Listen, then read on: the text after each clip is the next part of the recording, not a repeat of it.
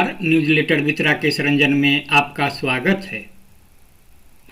रुपौली उपचुनाव का परिणाम क्या आया, तरह तरह की बातें हो रही है।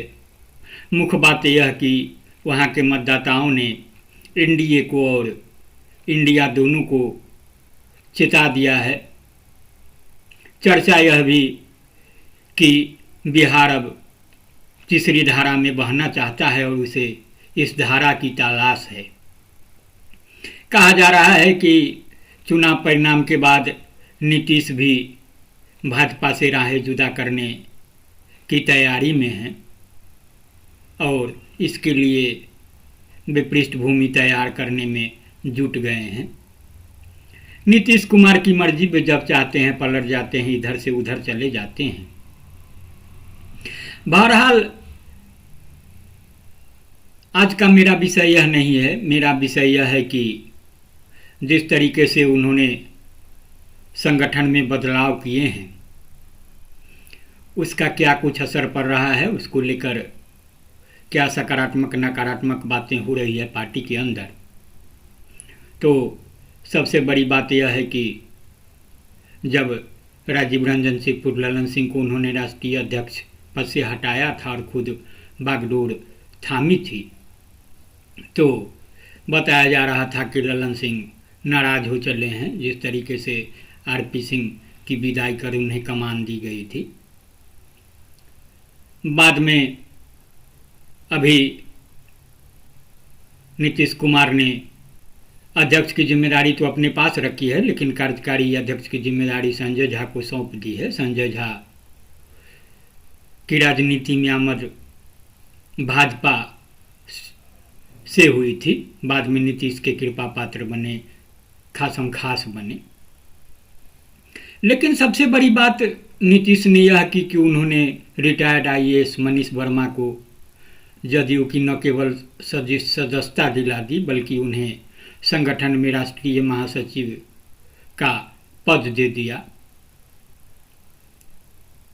तो जो मनीष वर्मा है वो नालंदा से ही आते हैं, जहाँ से आरसीपी सिंह रामचंद्र प्रसाद सिन्हा आते थे। तो कहा जा रहा है कि मनीष वर्मा अब आरसीपी सिंह वाली भूमिका में होंगे। तो जब समय का पहिया आगे बढ़ेगा, घूमेगा, फिर मनीष वर्मा किस रूप में देखेंगे यह देखना समीचीन होगा। लेकिन खबर यह भी आ रही है कि भाजपा में जाने के बाद जब उम्मीदें पूरी नहीं हुई तो अपने गांव बैठ गए आरसीपी सिन्हा, फिर राजधानी पटना में पहुंचकर हाथ पांव मार रहे हैं। वे क्या सोच रहे हैं, उनकी भावी योजना क्या है, उनकी रणनीति क्या है, रणनीति अमली जामा पहन भी पाएगी कि नहीं यह भी देखना शेष है। लेकिन फिलहाल जो बातें हैं वह यह कि आरसीपी सिंह की स्थिति क्या है। तो बिहार से प्रकाशित पत्रिका समकालीन तापमान, उसका वेबसाइट tapanlive.com भी संचालित है। उसमें कहा गया है कि यह मत कहिए कि नाम में क्या रखा है, ध्यान से देखिए तो नाम में बहुत कुछ रखा है। नाम तो दोनों के राम ही हैं। एक रामलला बनकर भव्य मंदिर में विराजमान है, दूसरे खास श्याम बनकर गांव धरे हुए हैं। कभी इन्हें भी भक्तजन रामलला की तरह पूछते थे, इस समय भले रामलाल बनकर रह गए हैं। हाँ, समानता यह है कि राम जी की तरह ही भी राम का से बेदखल हो गए। राम जी को वनवास मिला, इन्होंने अपने से ही ग्रामवास का चयन कर लिया। इसका फायदा है कि राम जी की तरह ही जंगल जंगल नहीं भटकना पड़ता, गांव में पड़े हुए हैं। और शुरुआत में जैसा कि मैंने आपको बताया, कभी कभार शहर भी आ जाते हैं। तो गांव से जो छानकर खबर आ रही है उसके मुताबिक उन्होंने अपने लिए वहाँ एक झरोखा बना रखा है, उसी पर बैठ जग का मुआयना कर रहे हैं, मतलब देश दुनिया का राजनीति का। बात राजनीति वाले राम जी यानी आरसीपी सिंह के नाम से ज़्यादा चर्चित रामचंद्र प्रसाद सिंह जी की हो रही है। उनकी विशेषता है कि प्रभु श्री राम की तरह यह भी आशावादी हैं।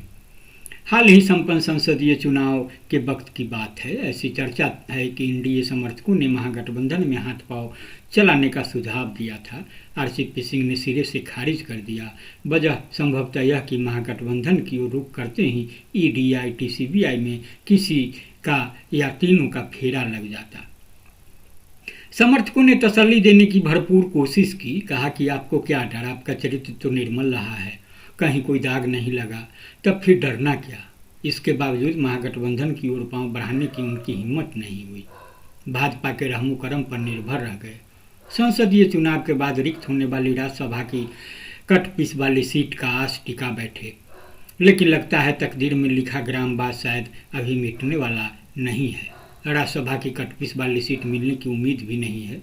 उस वक्त भी ऐसी ही आस जगी थी जब राज्यसभा की 6 सीटों के लिए द्विवार्षिक चुनाव हुए थे। उम्मीदवारी की बाबत अमित शाह के फोन का उन्होंने लंबा इंतजार किया। इस आश्वासन का भी कि नीतीश कुमार के फिर से एनडीए का हिस्सा बन जाने से उनका किंचित हित नहीं होगा। दिवस पर दिवस गुजर गए। दिल्ली से क्या पटना और अपने शहर बिहार शरीफ से भी कोई फोन नहीं आया। खासियत देखी अपमान की इस दशा में भी उन्होंने धैर्य नहीं खोया। इंतजार के दिन गुजर गए। नई उम्मीद लोकसभा के चुनाव पर ठहर गई, ऐसी कि ठहरी ही रह गई। इन सबसे यह साफ झलकता है कि रामचंद्र प्रसाद सिन्हा का ग्रामवास अभी खत्म नहीं होने वाला है। दरअसल उनकी राजनीति का सूरज उदय दिन उसी दिन अस्त हो गया था जब नीतीश कुमार की एनडीए में वापसी हो गई थी। विश्लेषकों के मुताबिक सितारा अब तभी चमक सकता है जब नीतीश कुमार फिर से पलटी मार लें या उन्हें अभयदान दे दें, पर निकट भविष्य में ऐसा कुछ होने की संभावना दूर दूर तक नहीं दिख रही है। हाँ, जबकि आरसीपी सिंह पटना में देखे गए हैं और इस बात की चर्चा है कि नीतीश कुमार अलग राह तय करने की सोच रहे हैं, तो जाहिर है उम्मीदें भी परवान चढ़ेगी। तो राजनीति में कुछ भी असंभव नहीं है। देखना रोचक होगा कि आरसीपी सिंह का क्या होता है। तो बहरहाल इतना ही। आप इसे सुने गुने और अपनी प्रतिक्रिया से मुझे ज़रूर अवगत कराएं। हाँ, आपने अगर newsletter with Rakesh Ranjan को अब तक सब्सक्राइब नहीं किया है तो सब्सक्राइब भी करें। नमस्कार।